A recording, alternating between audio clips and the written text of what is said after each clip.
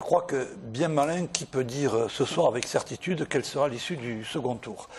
Ce qu'il faut bien prendre en compte, c'est que ce type de situation s'est déjà produit. Je dirais même que pour un analyste de la vie politique, chaque fois que la gauche est au pouvoir, lors des premières élections qui viennent ensuite, il y a une déception. C'est vrai depuis les élections de 81. Et donc, si on fait une analyse en continu, on s'aperçoit qu'à chaque élection intermédiaire, lorsque la gauche est au pouvoir et qu'elle ne réalise pas réellement le programme pour lequel les électeurs avaient cru qu'elle était élue, se manifeste effectivement une désaffection. Sauf que traditionnellement, on corrige le tir. Je pourrais donner des exemples, mais on n'a pas le temps, au second tour. C'est-à-dire qu'il y a des correctifs de second tour qui sont en effet assez rituels.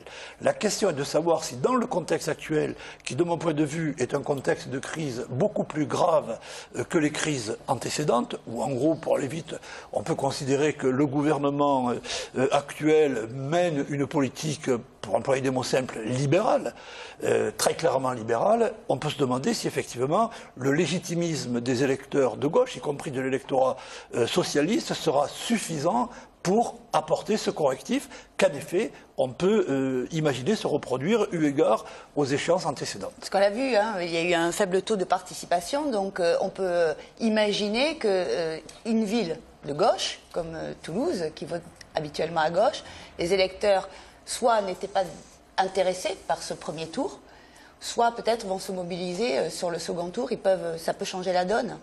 Moi, je pense que ce n'est pas un problème d'intérêt. Je suis d'accord, par exemple, avec la couverture du Monde de ce jour, qui emploie le terme de sanction. Et je crois en effet que, du point de vue d'un électorat de gauche, c'est une sanction. D'ailleurs, lorsqu'on fait une comparaison au plan national, ville par ville, on voit bien qu'en réalité, celui des partis de gauche qui est le plus carrément et nettement sanctionné en termes de ratio, de pourcentage par rapport aux villes détenues, ce ne sont pas les écologistes, ce n'est pas le Parti radical de gauche, ce n'est pas le Parti communiste qui finalement résiste relativement mieux, notamment lorsqu'il est seul. La sanction est véritablement une sanction qui concerne le Parti socialiste. Je crois qu'il y a un problème, et tous les sondages le montrent, dans l'électorat socialiste.